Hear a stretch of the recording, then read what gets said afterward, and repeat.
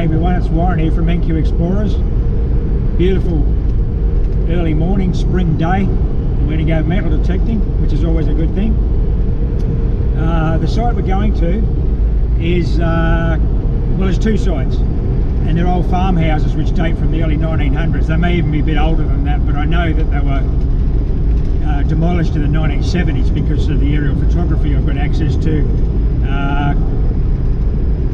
The earliest photographs were World War II, 1944, RAAF runs,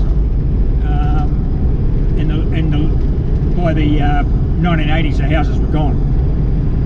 Now one's a fairly large complex, it would have been a dairy farm, and the second house, which is about 1 kilometre apart from it, is a smaller complex on the aerial photographs, so I'm not sure if it's an actual separate farm or an outstation of the first one. So sites like this are interesting from a historical point of view because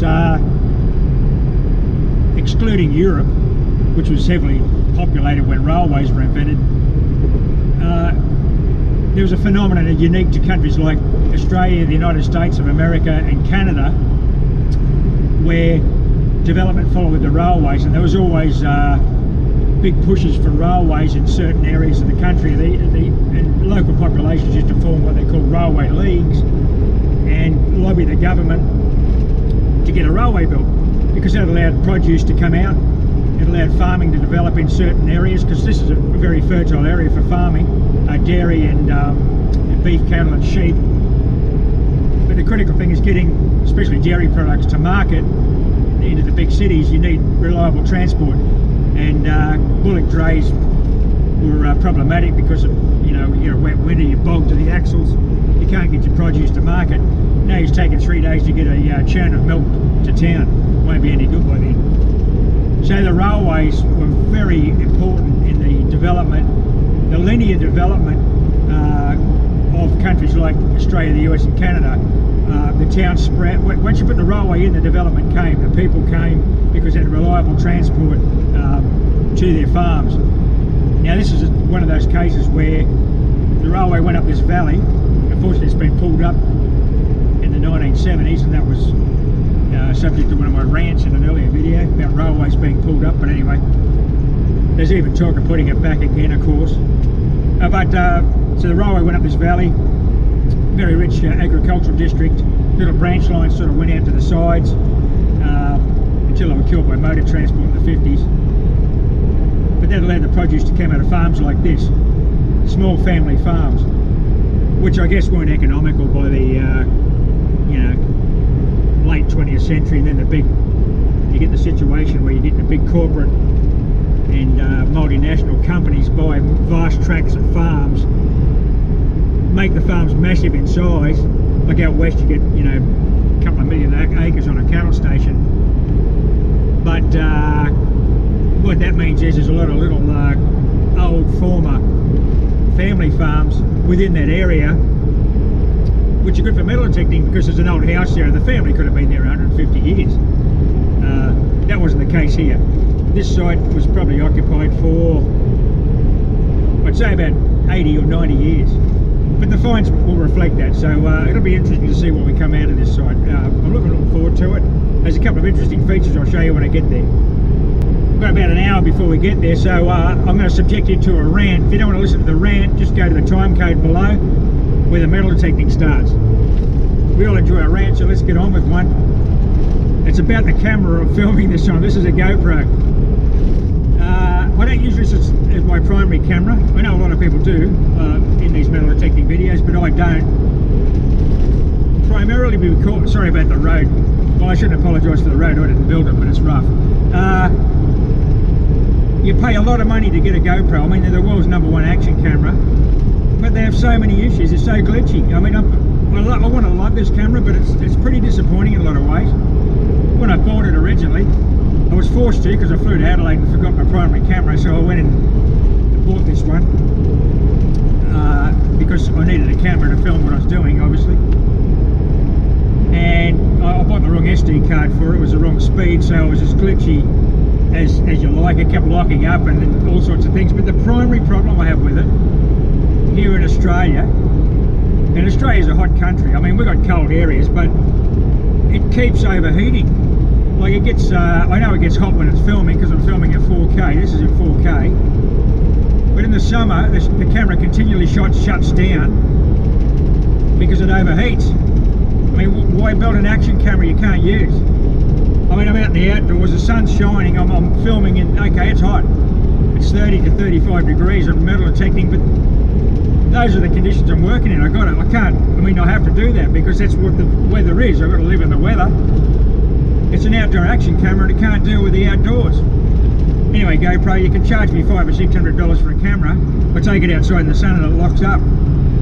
Clearly I'm not sponsored by GoPro and never will be after this rant, but anyway, sight's up ahead, nearly there. Righto, we're at the site. We're just climbing this little knoll.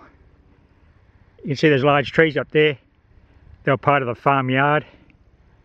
And there's that bougainvillea that I discovered last time I was here that led me to the site.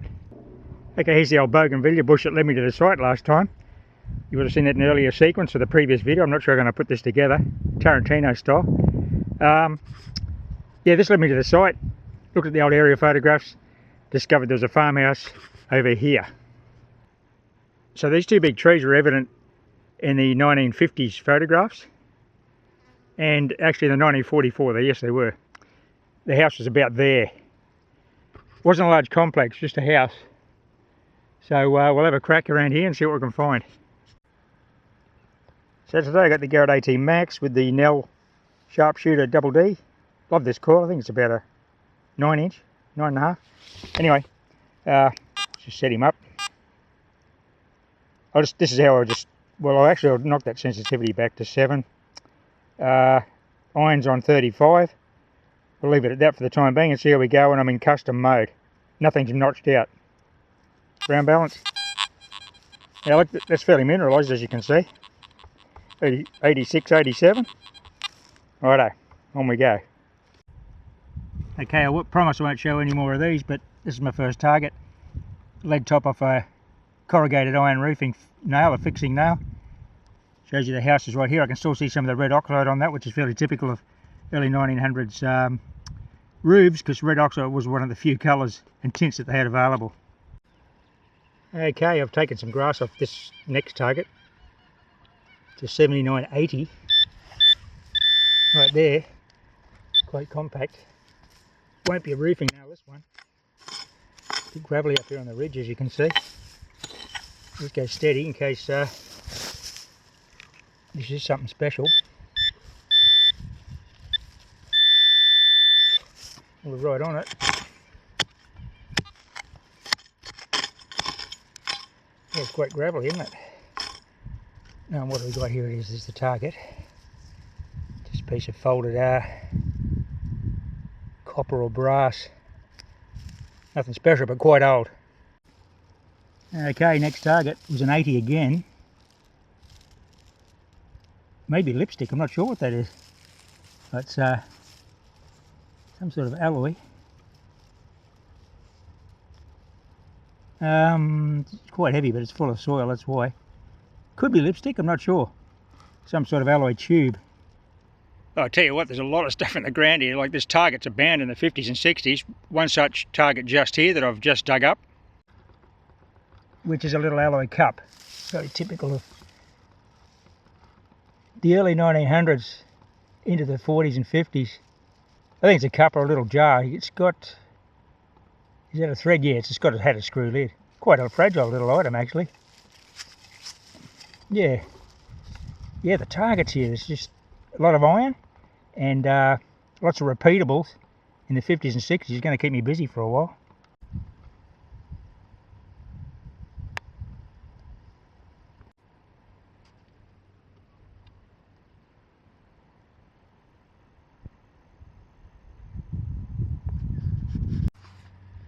Right, I've got a 79 compact repeatable where the point of the pick is.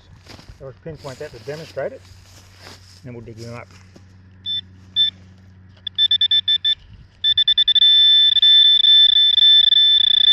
Okay, it's actually back up in here. Now I've pinpointed it. It's a little ridge of soil. There's lots of, there's a couple of dig holes around here, but they're not detectorists. They're either pigs, I think it's pigs, or it could be roos, but they're digging a fairly big holes in this hard ground on the ridge line there. I've come down the side of the ridge a little bit here. As you can see, it's a bit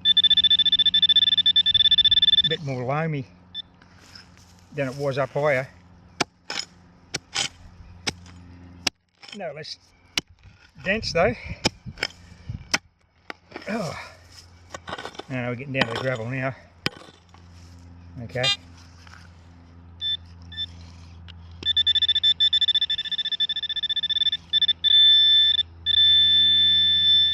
Oh, hang on. Here's the target, just popped out to the side. It's a brass ring, a loop, probably horse related. Have a look at this weather, 25 degrees. Hardly a breeze, it's just perfect. Absolutely beautiful day out here. Quiet up here, a couple of kookaburras, you might have heard them in the background. All I can hear is the bird life. Beautiful spot. I can understand why they built a farmhouse here.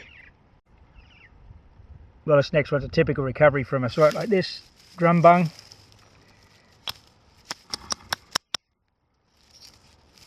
There's an Australia in there, look at that.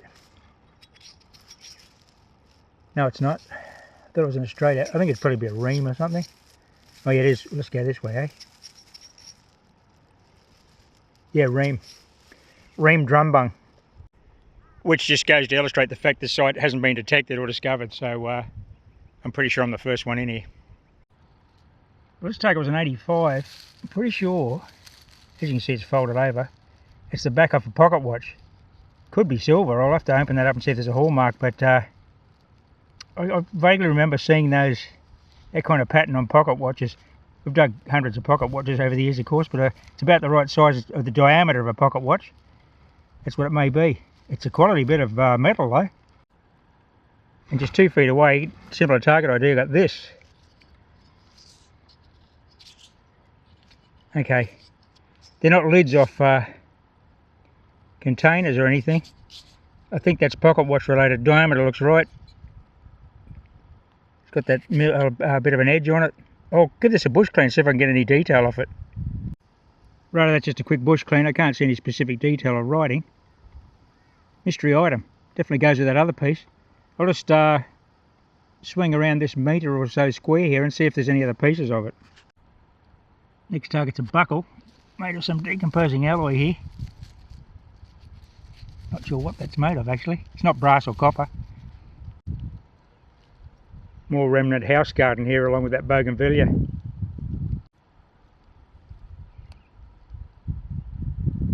Well, as I was driving in, I did espouse the theory this may have been an outstation, but I think the finds I'm getting reflect the fact that it was really a farmhouse.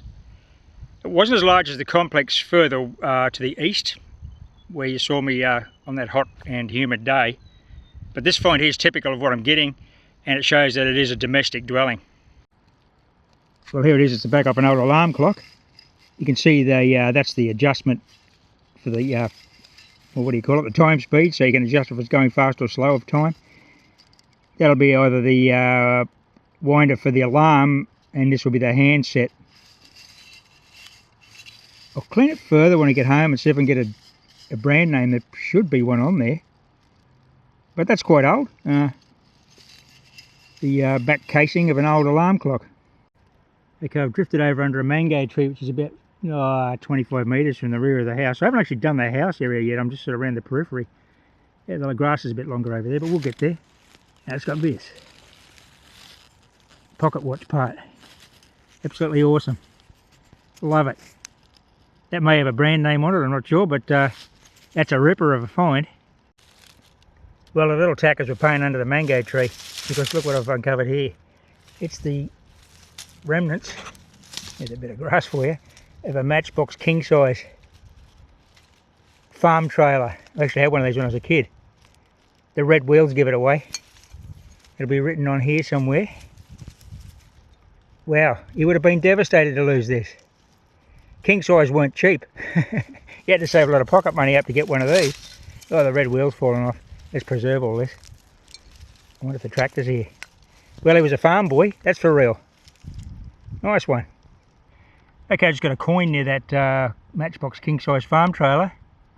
Appears to be 2 cents though, so this dates from the very end of the use of the site. Like I said in the intro, in 1975 aerial photographs, this place wasn't here, but of course 66 we've had decimal currency. That's going to be a 2 cent coin with the frill neck lizard, yes. Let's get a date off this, this will be interesting. Well, it's first cab off the rank, it's 1966, the very first year of decimalisation. If that had been an 80s coin, it would have thrown all my theories out the window, but that makes sense. 1966, 2 cent coin, you can see QE2 facing to the right.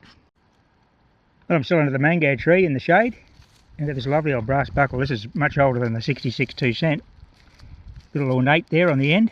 Probably a lady's thin belt buckle for a dress, or a frock as they called them back in those days. Yeah, that's nice. That was an 80 signal. This sort of bounds with targets in the 70s and 80s. I'm sort of cherry picking at the moment, but I could be entertained here for some time. Well, here's another really quite old brass buckle, probably off a set of braces as we call them in Australia, or suspenders as you call them in North America. That's quite old, that one. Righto, we're having a good day in here. I'm really enjoying it. Beautiful weather. I hope you're enjoying the video too. Why am I sitting on the ground? I've only been detecting the areas where the grass is low. There's a couple of spots that, not bald, but they're low, like around the big trees, like the mango. The grass over here under these figs is couch, so that's part of the remnant lawn, I suppose, and it's a lovely loamy topsoil over there, so I think that was the front lawn. But the main house area, I've got this situation, about a metre of grass. So that 9-inch coil, I think that's 9 inch, that sharpshooter, is too small. I can't get it in the under the grass to the ground. So I've just got the new Raider for the AT series. It's a 14-inch coil, I think, 14 by 12 or something, double D. I'll come back. So this is going to be 3 parts, this video, or 4, I'm not sure. I'll come back with the bigger coil so I can just hover over the grass. There's no hope of getting the coil to the ground here. Also notice I've got the snake protects on because it's Joe Blake season. Spring coming up to Christmas, they're very active, especially the browns. I make a lot of noise and I thump the pick on the ground every now and then. I haven't seen a snake. Well, I mean, we do see snakes occasionally, but we've never had any trouble with them. You just respect them and they don't want to bother you. But the big browns can be a bit aggressive and I don't want to get tagged out here. So these snake protects, actually I'm not sponsored by Snake Protect, so I bought these. They're Australian made. They're like a thick padded material. Apparently the fangs can't go through, and you don't want the fangs going through because I think we've got like 15 of the top 10 most venomous snakes in the world in this country, and they're all neurotoxins. So you've got to get out quick. In remote areas you need a PLB or an EPIRB because snake bite can be fatal. Enough of that anyway. So I've been bumbling around in here, but the coil's too small. I'll bring back the big Raider on the max and just hover over the grass. I'm going to have an issue with target clutter, but we'll see how we go. That's for another video. Let's get on with it. This next one's interesting. It's some sort of domed doohickey. Well, it could be a button, eh? Full of dirt. I'll just give this a clean and we'll get it up close and see if we can identify what it is. Yeah, I was right the first time. It's a domed doohickey. Don't know what the function of that is. Little cap off something, I guess. Next find's a 303 cartridge hull, typical of what you find on a farm. 76 target ID.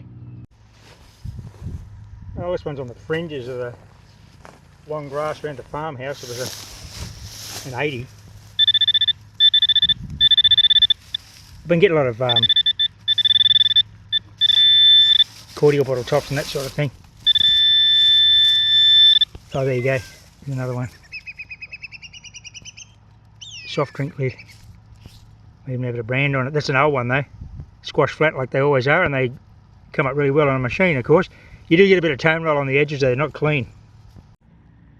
They come down under the mango tree again, not far from that Matchbox farm trailer. We've got an 85 here. Target ID is unwavering and it's very tight. It's not going to be a bottle top this one. Let's see what it's going to be. Exciting stuff. Oh, really exciting stuff. Big brass nut with a centre hole. I don't know. Farm related, no doubt.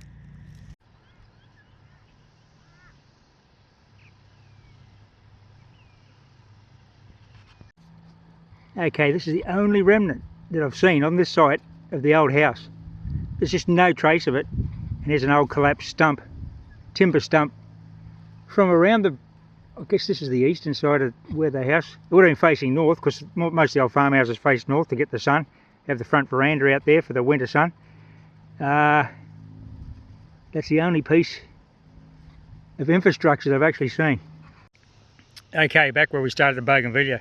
I will return with a bigger call to do the house area. I actually haven't done the house area that was showing up on the old aerial photographs. I'm just on the periphery because the grass is the most rampant in the centre of the house area near those fig trees.